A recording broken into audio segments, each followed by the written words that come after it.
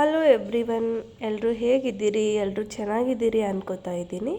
ಇವತ್ತಿನ ವ್ಲಾಗ್ ಬಂದು ಇವಾಗ ನಂದು 5th ಮಂತ್ ಪ್ರೆಗ್ನೆನ್ಸಿ ಅಲ್ವಾ. ನಮ್ಮ ಕಡೆ ಏನಂದರೆ ಫಿಫ್ತ್ ಮಂತ್ ಆಗೋವರೆಗೂ ಅಂದರೆ ತವ್ರ ಮನೆ ಕಡೆಯಿಂದ ಒಂದು ಶಾಸ್ತ್ರ ಮಾಡ್ತಾರೆ. ಆ ಶಾಸ್ತ್ರ ಆಗೋವರೆಗೂ ಯಾವುದೇ ಥರ ಹೊಸ ಬಟ್ಟೆ ಆಗಲಿ, ಹೊಸ ಬಳೆ ಆಗಲಿ, ಇನ್ನೊಂದು ಏನೇ ಹೊಸ ಥರದ್ದನ್ನು ಪ್ರೆಗ್ನೆಂಟ್ ಇರೋರು ಹಾಕ್ಕೊಳ್ಳೋಂಗಿಲ್ಲ. 5th ಮಂತ್ ಅಥವಾ 4th ಮಂತಲ್ಲಿ ಆ ಫಂಕ್ಷನ್ ಮಾಡ್ತಾರೆ. ಇದರಲ್ಲಿ ಏನಂತಂದರೆ ತವ್ರ ಮನೆಯಿಂದ ಗಂಡನ ಮನೆಗೆ, ಅಂದರೆ ಯಾವುದು ಊರಲ್ಲಿ ನಂದು ಗಂಡನ ಮನೆ ಇರುತ್ತೆ, ಹಳ್ಳಿ ಇರುತ್ತಲ್ಲ, ಆ ಹಳ್ಳೀಲಿ ಎಷ್ಟು ಮನೆ ಇರುತ್ತೆ, ಫಾರ್ ಎಕ್ಸಾಂಪಲ್ ನಮ್ಮದು ಊರಲ್ಲಿ 500 ಮನೆಗಳಿದ್ದು ಅಂತೆ. ಆ 500 ಮನೆಗೂ ನಮ್ಮ ಮಮ್ಮಿ ಸೈಡಿಂದ 500 ಮನೆಗಳಿಗಾಗುವಷ್ಟು 500 ರೊಟ್ಟಿ, ಆಮೇಲೆ ಕರ್ಜಿಕಾಯಿ ಅಂತ ಹೇಳಿ ಮಾಡ್ತೀವಿ. ಒಂದು ಮನೆಗೆ 2 ಅಂದರೆ 1,000. ಆಮೇಲೆ ಚಕ್ಲಿ, ಆಮೇಲೆ 2 ಥರ ಪಲ್ಯ, ಆಮೇಲೆ ಖಾರದ ಪುಡಿಗಳು, ಚಟ್ನಿ ಪುಡಿಗಳು, ಆಮೇಲೆ ಸ್ವೀಟ್ ಎಲ್ಲ ಥರದ್ದು ಒಂದು 5ರಿಂದ 6-7 ಐಟಮ್ಸನ್ನು ರೆಡಿ ಮಾಡಿ ಕಳಿಸ್ತವೆ. ಎಲ್ಲ ಮನೆಯಿಂದನೇ ಪ್ರಿಪೇರ್ ಮಾಡಿ ಇಲ್ಲಿ ಕಳಿಸ್ತಾರೆ. ಅದನ್ನೆಲ್ಲ ತಗೊಂಡು ಎಲ್ಲ ಗಂಡನ ಮನೆ ಊರಲ್ಲಿರೋ ಎಲ್ಲ ಒಂದೊಂದು ಮನೆಗೂ ಹೋಗಿ ಕೊಡಬೇಕು. ಅದನ್ನು ನಾವು ಬುತ್ತಿ ರೊಟ್ಟಿ ಕೊಡೋದು ಅಂಥೇಳಿ ಹೇಳ್ತೀವಿ ನಮ್ಮ ಸೈಡು. ಅದೇನು ನಮ್ಮ ಮಮ್ಮಿ ಮನೆಯಿಂದ ಕಳಿಸಿರ್ತಾರೆ ಎಲ್ಲ ತಿಂಡಿ ಪದಾರ್ಥಗಳನ್ನು ಫಸ್ಟ್ ನನಗೆ ಕೊಡೋದು, ಬಿಕಾಸ್ ಬಸರಿ ಬೇಗ ತೀರಿಸ್ಬೇಕು ಅಂಥೇಳಿ. ಅಲ್ಲಿವರೆಗೂ ಏನೂ ತಿಂದಿರಲ್ಲ ಅಲ್ಲ, ಫಸ್ಟ್ 2 ಮಂತ್ಸ್ 3rd ಮಂತಲ್ಲಂತೂ ಊಟ ಎಲ್ಲ ಸೇರ್ತಾ ಇರಲ್ಲ. ಅದಾದಮೇಲೆ ಸ್ವಲ್ಪ ರಿಕವರಿ ಆಗಿರ್ತೀವಿ. ಹಾಗಾಗಿ ಮನೆಯಿಂದ ಬಂದಿರೋದನ್ನೆಲ್ಲ ಫಸ್ಟು ಯಾರು ಪ್ರೆಗ್ನೆಂಟ್ ಇರ್ತೀವಲ್ಲ ಅವ್ರಿಗೆ ಕೊಡಬೇಕಾಗಿ ಶಾಸ್ತ್ರ ಇರುತ್ತೆ. ಹಾಗಾಗಿ ನನಗೆ ಎಲ್ಲನೂ ಹಾಕಿ ಒಂದು ಪ್ಲೇಟಲ್ಲಿ ಕೊಟ್ಟಿರ್ತಾರೆ. ನಾನು ಅದನ್ನೆಲ್ಲನೂ ಟೇಸ್ಟ್ ಮಾಡಬೇಕು. ಇಷ್ಟ ಇದ್ದರೆ ಫುಲ್ಲು ತಿನ್ಬೋದು. ಅದನ್ನು ಏನೇನು ಇಷ್ಟ ಅದನ್ನೆಲ್ಲ ಟೇಸ್ಟ್ ಮಾಡ್ತಾ ಇದ್ದೆ ನಾನು. ಇಲ್ಲಿ ಊರಲ್ಲಿರೋ ಎಲ್ರಿಗೂ ಕೊಡೋದಕ್ಕೆ ಪ್ಲೇಟಲ್ಲೆಲ್ಲ ಹಾಕಿಡ್ತಾಯಿದ್ರು. ರೊಟ್ಟಿ ಅದೇನೇನು ತೊಗೊಂಡು ಬಂದಿತ್ತು ಊರಿಂದ ಅದನ್ನೆಲ್ಲ ಪ್ಲೇಟ್ಸಲ್ಲಿ ಹಾಕಿ ಇಡ್ತಾಯಿದ್ರು. ಅದಾದ ನೆಕ್ಸ್ಟ್ ಡೇ ಮಾರ್ನಿಂಗ್ ನಮ್ಮ ಕಡೆ ಕಳ್ಕುಬ್ಸ ಅಂತ ಹೇಳ್ತೀವಿ, ಅಥವಾ ಎಂಬಲ್ಗಡ್ಗೆ ಪೂಜೆ ಅಂತ ಹೇಳ್ತೀವಿ. ಈ ಕಡೆ ಸೀಮಂತ ಮಾಡ್ತಿರಲ್ಲ ನೀವು 7 ಅಥವಾ 9th ಮಂತಿಗೆ, ಆ ಥರ ಚಿಕ್ಕ ಫಂಕ್ಷನ್. ಮತ್ತು 7 ಅಥವಾ 9 ಮಂತಲ್ಲಿ ನಾವು ಸೀಮಂತ ಮಾಡ್ತೀವಿ. ಇದನ್ನು ಒಂಥರ ಹೊಸ ಬಟ್ಟೆ ಹಾಕ್ಕೋಬೇಕಲ್ಲ ಇವತ್ತಿಂದ ನಾವು, ಅಲ್ಲಿವರೆಗೂ ಹೊಸದೇನು ಹಾಕ್ಕೊಳ್ಳೋಂಗಿರಲ್ಲ. ಸೊ ಈ ಫಂಕ್ಷನ್ ಆದಮೇಲೆ ನಾವು ಎಲ್ಲನೂ ಹೊಸದು ಏನಾದರೂ ಖರೀದಿ ಮಾಡ್ಬೋದು. ಸೊ ಅದು ನಾಳೆ ಸೀಮಂತಗೋಸ್ಕರ ಡೆಕೋರೇಷನ್ ಅವರೆಲ್ಲ ಬಂದು ಹಿಂದೆ ರೆಡಿ ಮಾಡ್ತಾಯಿದ್ರು. ಇದು ಬಂದು ನೆಕ್ಸ್ಟ್ ಡೇ ಮಾರ್ನಿಂಗ್ ಎಲ್ಲ ಮನೇಲಿ ನೈಟ್ 2 ಗಂಟೆಗೆ ಎದ್ದು ಅಡುಗೆಗೆಲ್ಲ ಪ್ರಿಪೇರ್ ಮಾಡ್ತಿದ್ರು. ಬಿಕಾಸ್ ಊಟಕ್ಕೆಲ್ಲ ಕರೆದಿರ್ತಾರಲ್ಲ ಊರಲ್ಲಿರೋ ಮಂದಿನೆಲ್ಲ. ಆಲ್ಮೋಸ್ಟ್ 200 to 300 ಮೆಂಬರ್ಸ್ ಬರ್ತಿದ್ರು ಊಟಕ್ಕೆ. ಅವ್ರಿಗೆಲ್ಲ ನಮ್ಮ ಆಂಟಿ ಅವರೆಲ್ಲನೇ ಸೇರಿ ಅಡುಗೆ ಮಾಡ್ತಾಯಿದ್ದಿದ್ರು. ಇಲ್ಲಿ ಕಡುಬು ಸ್ವೀಟ್ ಮಾಡ್ತಾಯಿದ್ರು.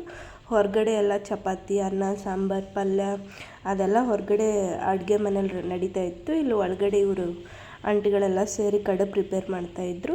ಈ ಕಡೆ ನಾನು ಆವಾಗಲೇ ಹೇಳಿದ್ನಲ್ಲ, ಇದನ್ನು ನಾವು ಎಂಬಲ್ಗಡ್ಗೆ ಪೂಜೆ ಅಂಥೇಳಿ ಹೇಳ್ತೀವಿ. ಅಲ್ಲಿ ಮೂಲಲಿದೆ ಅಲ್ಲ ಮಡಿಕೆ, ಅದನ್ನೇ ನಾವು ಗಡಿಗೆ ಅಂಥೇಳಿ ಕರಿತೀವಿ ನಮ್ಮ ಸೈಡು. ಆ ಗಡಿಗೆ ಒಳಗಡೆ ಇದು ಜೋಳ, ಇದನ್ನೆಲ್ಲ ತವ್ರ ಮನೆಯಿಂದನೇ ಕಳಿಸಿರ್ಬೇಕು. ಫಸ್ಟು ಅದರಲ್ಲಿ ಜೋಳ ಹಾಕಿದ್ರು, ಅದಾದಮೇಲೆ ಮಜ್ಜಿಗೆ ಹಾಕ್ತಾರೆ. ಅದಾದಮೇಲೆ ಗೊಳ್ಳು ಅಥವಾ ಹಿಟ್ಟಿದು ಜೋಳದ ಹಿಟ್ಟು ಇದೆಲ್ಲ ಹಾಕಿ ಮಿಕ್ಸ್ ಮಾಡೋದಕ್ಕೆ ಎಂಬಲ ಅಂಥೇಳಿ ಕರೆಯೋದು. ಅದು ನೆಕ್ಸ್ಟ್ ಆ ಗಡಿಗೆಗೆಲ್ಲ ಪೂಜೆ ಮಾಡಬೇಕಲ್ಲ, ಅದು ಗಡಿಗೆ ಆ್ಯಕ್ಚುಲಿ ಇಂಪಾರ್ಟೆಂಟು. ಅದು ಇವಾಗ ಪೂಜೆ ಮಾಡಿದರೆ ನಂದು ಡೆಲಿವರಿ ಆಗೋವರೆಗೂ ಅದನ್ನು ಒಡಿಬಾರ್ದು, ಅದು ನೀಟಾಗಿ ಜೋಪಾನ ಮಾಡಿ ಇಡಬೇಕು. ಅದಕ್ಕೆ ಪೂಜೆ ಮಾಡ್ತಾಯಿದ್ರು.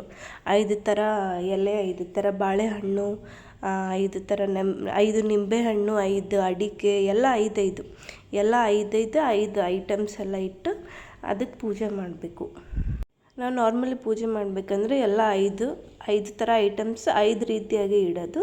ಬಾಳೆಹಣ್ಣು, ನಿಂಬೆಹಣ್ಣು, ಅಡಿಕೆ, ಅರಿಶಿಣ, ಉತ್ತತ್ತಿ, ಕಲ್ಸಕ್ರೆ ಇದೆಲ್ಲ 5 ತೊಗೊಂಡು ಬಂದು 5 ಥರ ಈ ಥರ ಜೋಡಿಸಿ ಇಟ್ಟು ಪೂಜೆ ಮಾಡಬೇಕು. ಇಲ್ಲಿ ಬಳೆ ಕೂಡ ಇಡ್ತಾಯಿದ್ರು, ನನಗೂ ಗೊತ್ತಿರಲಿಲ್ಲ, ಇವಾಗೇ ನೋಡ್ತಿರೋದು. ಬಳೆನೂ ಎಲ್ಲ ಇದರಲ್ಲೂ ಎಲೆದಲ್ಲಿ ಇಟ್ಟು ಅದಕ್ಕೂ ಕೂಡ ಪೂಜೆ ಮಾಡಬೇಕು. ಇದೇನು ಎಂಬಲ ಎಲ್ಲ ತುಂಬಿ ಗಡಿಗೆಲಿ ಇಟ್ಟಿದ್ವಿ ಅಲ್ಲ, ಅದನ್ನು ಕ್ಲೋಸ್ ಮಾಡಿ ಇವಾಗ ಅದಕ್ಕೆ ಬ್ಲೌಸ್ ಪೀಸ್ ಕೂಡ ಇಡ್ತಾರೆ, ಗ್ರೀನ್ ಕಲರ್ ಬ್ಲೌಸ್ ಪೀಸು. ಈ ಬ್ಲೌಸ್ ಪೀಸ್ನ ಈ ಥರ ಟ್ರಯಾಂಗಲ್ ಶೇಪಲ್ಲಿ ಯಾವುದಾದ್ರೂ ಓಕೆ, ಇವರು ಸ್ವಲ್ಪ ಮಾಡೋಣ ಅಂಥೇಳಿ ಮಾಡ್ತಾ ಇರೋದು. ಈ ಬ್ಲೌಸ್ ಪೀಸ್ ಏನಂದರೆ ಮಗು ಆದಮೇಲೆ ಮಗುಗೆ ನಾವು ತಲೆ ಕಟ್ತೀವಲ್ಲ, ನಮ್ಮ ಸೈಡ್ ಕುಂಚಿಗೆ ಅಂಥೇಳಿ ಹೇಳ್ತೀವಿ, ಮಪ್ಲರ್ ಅನ್ಸುತ್ತೆ ಮೇ ಬಿ, ಆ ಥರ ಮಾಡಿ ಪಾಪುಗೆ ಹೊಲಿಸ್ಬೇಕು. ಅದನ್ನು ಎಲ್ಲೂ ಬಿಸಾಕಬಾರ್ದು, ಅದು ನೀಟಾಗಿ ಜೋಪಾನ ಮಾಡಿ ಇಟ್ಕೋಬೇಕು.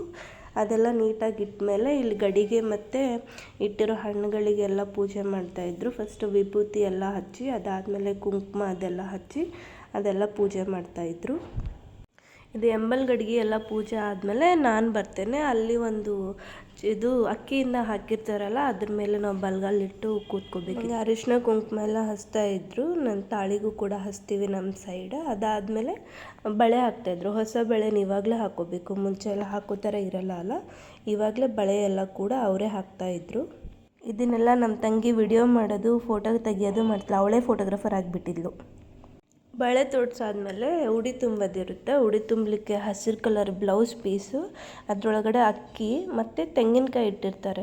ಈ ತೆಂಗಿನಕಾಯಿ ಮತ್ತು ಇದೇನು ಬ್ಲೌಸ್ ಪೀಸ್ ಕೊಟ್ಟಿರ್ತಾರಲ್ಲ ಅದನ್ನು ನಾನು ಎಲ್ಲಿ ಹೋಗ್ತೀನಿ ಅಲ್ಲೇ ತೊಗೊಂಡು ಹೋಗ್ಬೇಕು. ಇನ್ ಕೇಸ್ ನನ್ನ ಗಂಡನ ಮನೆಯಿಂದ ನೆಕ್ಸ್ಟ್ ತವ್ರ ಮನೆಗೆ ಹೋಗ್ತೀನಿ ಅಥವಾ ನಾನು ಇಲ್ಲಿ ಬೆಂಗಳೂರಿಗೆ ಬರ್ತೀನಿ ಅಂತಂದರೆ ನಾನು ಎಲ್ಲಿ ಹೋಗ್ತೀನಿ ಅದನ್ನೆಲ್ಲ ತೊಗೊಂಡು ಹೋಗಬೇಕು ಅಂಥೇಳಿ ಒಂಥರ ಪದ್ಧತಿ ಇತ್ತು. ಹಾಗಾಗಿ ಅದಾದ ತಕ್ಷಣ ಎಲ್ಲಿ ಹೋಗ್ತೀವಿ ಅಲ್ಲಿ ಅದನ್ನು ತಗೊಂಡೇ ಹೋಗಬೇಕು. ನೆಕ್ಸ್ಟ್ ಎಲ್ಲರೂ ಆರತಿ ಮಾಡ್ತಿರ್ತಾರೆ. ಅಲ್ಲೆಲ್ಲ ಹಿರಿಯರು ಅಜ್ಜಿಗಳು ಹಾಡು ಹಾಡ್ತಿರ್ತಾರೆ. ಅದಕ್ಕೆ ಕ್ಲಿಪ್ ಕೂಡ ಎಲ್ಲ ಹಾಕಿದ್ದೀನಿ, ಒಂದ್ಸರಿ ಕೇಳಿ.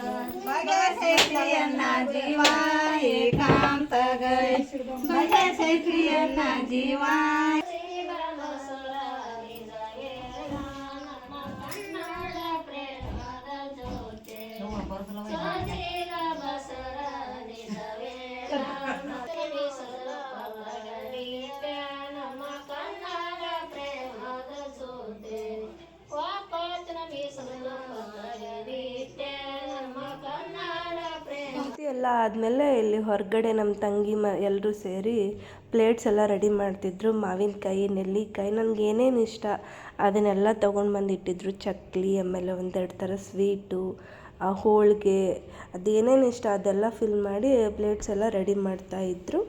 ಅದಾದಮೇಲೆ ನನ್ನ ಹಸ್ಬೆಂಡು ಮತ್ತು ನಾವು ಬಂದು ಅಲ್ಲಿ ಕೂತ್ಕೊಂಡಿದ್ವಿ. ಎಲ್ಲ ಜನರು ಬಂದು ಕೂಡ್ತಿದ್ರು. ಅದಾದಮೇಲೆ ಏನು ಫೋಟೋ ಸೆಷನ್ ಇರುತ್ತಲ್ಲ ಅದು, ಅದಾದಮೇಲೆ ಬಂದವರೆಲ್ಲ ಊಟ ಮಾಡಿ ಹೋದರು. ನಾವು ಕೂಡ ಹೊರಗಡೆ ಹೋಗಿ ಫೋಟೋಸ್ ಎಲ್ಲ ತಗೊಂಡು ಮುಗಿಸಿದ್ವಿ ಅವತ್ತು ನಮ್ಮ ಸೀಮಂತನ. ನಮ್ಮ ಕಡೆ ಈ ಥರ ಶಾಸ್ತ್ರ ಇರುತ್ತೆ ನೋಡಿ. ವಿಡಿಯೋ ಇಷ್ಟ ಆದರೆ ಪ್ಲೀಸ್ ಲೈಕ್ ಮಾಡಿ. Thank you.